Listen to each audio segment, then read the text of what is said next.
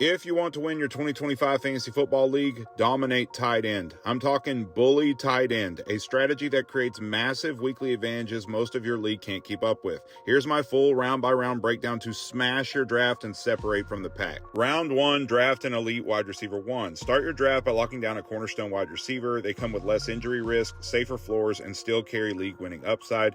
Targets are Justin Jefferson, CeeDee Lamb, Amon-Ra St. Brown, Puka Nacua, Malik Nabers, and Nico Collins. This sets up your roster to lean into the value coming at other positions, including tight end. Round 2, draft Brock Bowers. Brock Bowers is not just a tight end, he's a top-tier receiving option at a position where almost no one else produces. Think of him as wide receiver 1 production in your tight end slot. In 2024, he finished with 112 receptions, 1,194 receiving yards, 61 first downs, and an 88.4 receiving grade, all tight end rookie records. You're not drafting a tight end, you're stealing a positional cheat code. Round 3, draft Trey McBride. Double up and draft Trey McBride in round 3. Why? Because we're not just winning tight end, we're cornering the market. Over the last 2 seasons, McBride has finished with 253 targets, 192 receptions, and 1,971 receiving yards. Now you've locked up 2 of the top 3 tight ends in fantasy and created a gap your league mates can't catch. In round 4, draft your running back 1. Now you pivot. While your league is still chasing tight end, you steal high upside running back 1s.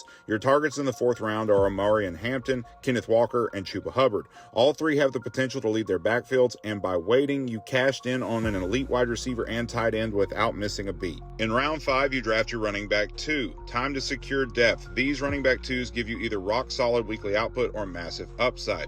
Veterans I like are Alvin Kamara and James Conner. Rookie swings are Travion Henderson, RJ Harvey, or Caleb Johnson. We're building a backfield without wasting early draft capital and stacking positional edges elsewhere. Rounds 6 and 7 are for hammering wide receiver value, upside, volume, and elite offense exposure. Rookies I like are Tetairoa McMillan and Travis Hunter. Wide receiver 1 target shares like Calvin Ridley, Chris Olave, Jerry Jeudy, and Zay Flowers. And elite offense wide receiver 2s like George Pickens, Jalen Waddle, Jameson Williams, and Chris Godwin. This is where you stack your wide receiver core with breakout and target heavy players. Round 8 is where you draft your upside quarterback. Don't reach early. Round 8 is the sweet spot for high upside quarterbacks who can explode in 2025.